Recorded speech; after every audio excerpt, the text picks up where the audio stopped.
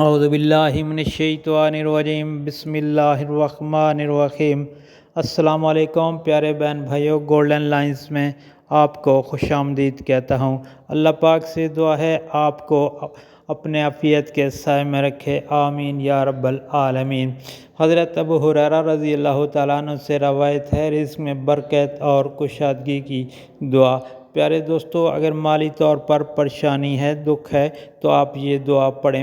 حضرت ابو ہریرہ رضی اللہ تعالیٰ عنہ سے روایت ہے، نبی کریم صلی اللہ علیہ وآلہ وسلم نے ارشاد پاک فرمایا کہ جو شخص صبح نماز فجر کے بعد یہ دعا پڑھ لے، یعنی فجر کی نماز پڑھنے کے بعد یہ دعا پڑھنی ہے، تو اس دن اس کو بہترین رزق دیا جائے گا اور وہ برائیوں سے محفوظ رہے گا۔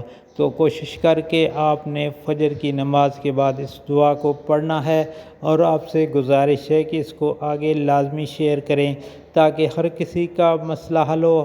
ہر بندہ مالی طور پر پریشان حال ہے، یہ دعا پڑھے گا تو انشاءاللہ اللہ تعالیٰ اس کی مالی پریشانی دور فرمائیں گے۔